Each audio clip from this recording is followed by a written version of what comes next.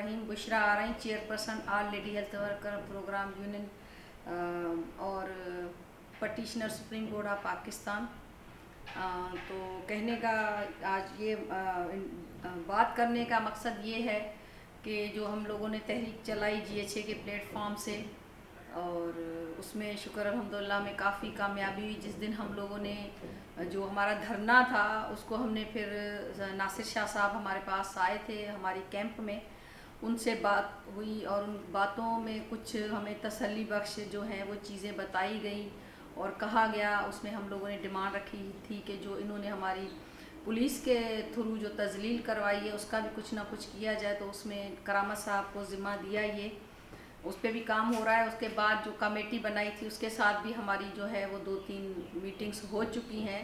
बिलावल साहब के कहने पे दूसरे अलाउंसेस देने के लिए उनको कहा गया था, तो जब उस पर डिस्कस हुई है तो जाहिर है जो 23 अरब रुपया था वो 62 अरब में जा रहा है। और हम सब लोग जो एम्प्लॉई थे 1 से 17 वाले या उससे ऊपर वाले, सब इस 17,000 और 35 जो रिस्क अलाउंस मिल रहा था, उस रिस्क अलाउंस की वजह से हमने बहुत सारे जो अलाउंसेस थे वो छोड़े हुए थे।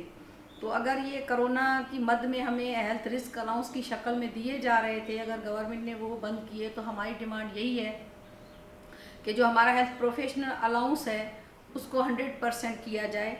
तो जैसे बिलावल साहब ने कहा कि अगर हमारे सिस्टर प्रोविंस, दूसरे प्रोविंस जैसे KPK है, सिंध है, सिंध के अलावा KPK है और पंजाब है, वो आप देखें कि अगर हमसे ज़्यादा अलाउंसेस दे रहे हैं। तो कहने का मकसद ये था और मीटिंग में ये भी डिसाइड हुआ कि उधर हम क्यों जाएं, जबकि 7 कैटेगरी जो हैं, मुख्तलिफ शक्लों की जो कैटेगरी हैं, उनको मुख्तलिफ जो है प्रोफेशनल अलाउंसेस दिए जा रहे हैं। जैसे फार्मासिस्ट को 100% दिया जा रहा है, और जो हमारे JPMC वाले उनको 50% दिया जा रहा है, किसी को 28,000 दिया जा रहा है, नर्सिस को जो है 8 से 10,000 दिया जा रहा है, और बाकी जो पैरामेडिक्स और हमारा Sindh lady health worker employee हैं उनको 20% दिया जा रहा है।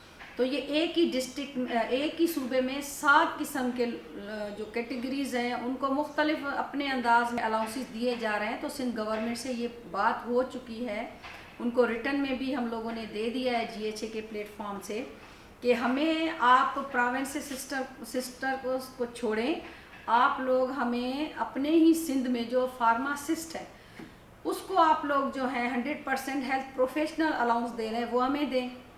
और इसके अलावा आप, हमने 6 कैटेगरियाँ और भी बता दी हैं, तो उस पर गवर्नमेंट जो है उसने फिर 3 रुकनी कमेटी जो है वो बनाने के लिए कहा है, और हमारी 2 से 3 मीटिंग्स भी हो चुकी हैं, और हम सब अपने अपने जितने भी PR हैं उसके थ्रू भी जो है हम कर रहे हैं। आज भी हम लोग जो हैं वो गए हुए थे, हम फाइनेंस और सेक्रेटरीट, तो उसमें ये था कि जो हमारी 2 दिन की तनख्वाह काटी गई है वो पेमेंट हमें जो है वो रिलीफ फंड में जो काटी गई थी वो भी वापस की जाए।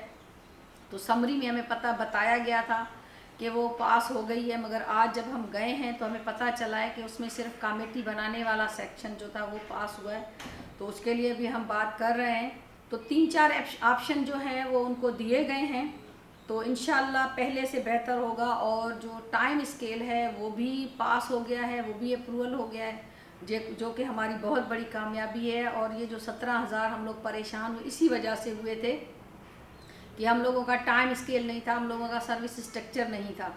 तो अभी पैरामेडिक्स का जो है वो सर्विस स्ट्रक्चर और टाइम स्केल जो है वो अप्रूवल हो गया। और हम लोगों ने एक फॉर्म भी हमने छोड़ा है आपकी व्हाट्सएप ग्रुप पे, कि वो हमने बना के दिया है कि जो 2007 में और 2016 में एक नोटिफिकेशन जारी किया था गवर्नमेंट ने, जो क्लरिकल स्टाफ को मैट्रिक पे जो है इन्होंने पहले 5 से 7 किया, फिर 7 वाले को 9 किया, फिर जो 2016 में एक नोटिफिकेशन जारी किया गया उसमें 9 वाले को 11 वाले को 14 किया गया और 9 वाले को 11 किया गया।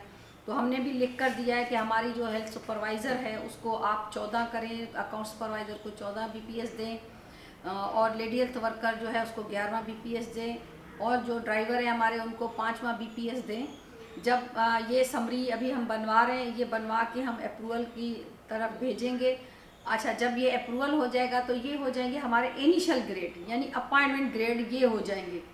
तो उसके बाद फिर हम सर्विस स्ट्रक्चर टाइम स्केल पे वो भी इसी दौरान हमारा तैयार हो रहा है। तो इंशाल्लाह पहले से बहुत सारी चीज़ें हैं जिसमें हमारा यूटिलिटी अलाउंस है जो कि हम छोड़ के बैठे हुए नहीं ले रहे हैं गवर्नमेंट से। इसी तरह हमारा सुपरवाइजरी अलाउंस है, इसी तरह हम सब का जिसमें वर्कर ड्राइवर सब आ जाएंगे। जो कन्वेंस अलाउंस है वो हमारा नहीं है, और ड्राइवर्स का जो कपड़े धुलाने वाला एक अलाउंस होता है क्योंकि उसको यूनिफॉर्म दिया जाता है। तो ये बहुत सारी चीज़ें हैं जो हमें अभी पता भी चली हैं और जो हम छोड़ के बैठे हुए थे सिर्फ इस 17,000 पे। तो गवर्नमेंट को यही कहा है हमारे 17 और 30 जो हैं वो किसी भी मद में हमें दे दें। और इसके अलावा हमारी मीटिंग हुई डीजी साहब से, इसके अलावा जितनी चीज़ें थी जैसे मैंने अभी आपको बताया, तो हर किसी ने अपनी, डॉक्टर ने अपनी पेश की, पैरामेडिक्स ने अपनी, नर्सिस ने अपनी, और हम लोगों ने अपनी डिमांड रिटर्न में पेश कर दी है। और जो हमारी 16 तारीख को मीटिंग्स होनी थी उसका भी बड़ा अच्छा जो है वो इफ़ेक्ट पड़ा हुआ है, और उसके मिनट्स जो अभी निकले नहीं हैं, जैसे वो मिनट्स निकलेंगे तो इंशाल्लाह उसमें भी काफ़ी चीज़ों पे काम करना शुरू कर दिया। ख़ास करके सुपरवाइज़र को जो गाड़ी का मसला है, फ्यूल का मसला है, रिपेयर का मसला है, उस पर हम लोगों ने ज़्यादा ज़ोर दिया। क्यों कि काम तो हमसे पूरे डिपार्टमेंट का लिया जाता है, जिसमें कोई, मैं नहीं समझती कोई ऐसा काम है कि जो हमसे ना लिया जाए। अभी आप देखें उधर से हमें रिस्क अलाउंस बंद कर दिया गया। भाई रिस्क पे तो हम हैं ही हैं, और ये भी किसी मिनिस्टर ने कहा है कि भाई रिस्क के अलावा, इस कोरोना के अलावा और बहुत सारी बीमारियां हैं जो रिस्क पे हमारे हेल्थ एम्प्लॉई हैं, बल्कि पूरी कौम है। तो उसमें जो हमारा भी एक और चीज़ हमारी हुई है कि जो गाड़ियों की मेंटेनेंस, रिपेयर और उसकी पीओल, और उसका जो गाड़ियाँ नहीं है सुपरवाइज़र के पास, तो उसमें काम तो हमसे सारे डिपार्टमेंट का लिया जाता है, और हमें पीओल देने के लिए और रिपेयर, मेंटेनेंस और गाड़ियाँ देना ये तो गवर्नमेंट का काम है। तो काम तो दूसरे ले लेते हैं, विज़िट फिर हमारा अपने काम का होता है। तो अपने काम की सहूलत के लिए हमें कुछ भी प्रोवाइड ख़ास इतना नहीं किया जाता। तो आप देखें कि अभी जो रेवेन्यू डिपार्टमेंट के मुख्तियार कार साहब को जो टारगेट किलिंग करके मारा गया है, तो जो रेवेन्यू डिपार्टमेंट है वो एहतजाज पे है, तो उनका कोई सर्वे है, तो वो सर्वे करने के लिए बदीन में जो है वो प्रेशराइज़ किया जा रहा है हमारी सुपरवाइज़र और वर्कर को। तो हमने डिमांड की, ठीक है अगर आप लोग हमसे काम ये लेना चाहते हैं तो आप रिटर्न में दें। तो वो रिटर्न में देने के लिए तैयार नहीं है। तो क्या एक वर्कर जब सर्वे करने जाएगी, जो कि रेवेन्यू का काम है, तो क्या वो रिस्क पे नहीं होगी? हम एज अ लेडीज़ हम तो अपनी जान, माल, इज़्ज़त भी जो है वो भी हम हथेली पे रख के लेकर जाते हैं कि कुछ भी हमारे साथ हो सकता है। और आपको पता है बहुत सारे ऐसे हादसा हो चुके हैं और उनको भी हम लोगों ने डील किया है। तो अल्लाह बेहतर करेगा, कोई भी दिल बर्दाश्ता ना हो, पहले से अच्छा होगा। और जो इन्होंने हमारे ऊपर तशद्दुद किया, हमारे वर्करों को, हमें जितना भी इन्होंने हमारे साथ जुल्म ज़्यादती की है, तो ऐसा लग रहा था जैसे हम कश्मीर, रोहिंग्या और फ़लस्तीन में बैठे हैं। बहरहाल बड़े शर्म की बात है ये हमारे सिंध गवर्नमेंट के लिए, सिंध पुलिस के लिए, आईजी सिंध के लिए।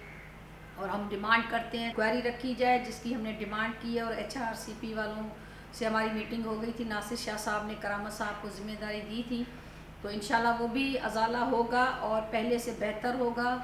और कोई भी जो है वो किसी गलत उस बयान पे जो लोग मुंतशिर करने के लिए, परेशान करने के लिए जो बयानात दे रहे हैं या कुछ कह रहे हैं, तो आप उस पर कोई कान न धरें। आप अपने लीडर्स पे पूरा जो है वो यकीन रखें। जैसे पहले हर चीज़ अल्लाह ने हमें दी है, इस तरह अभी भी देंगे।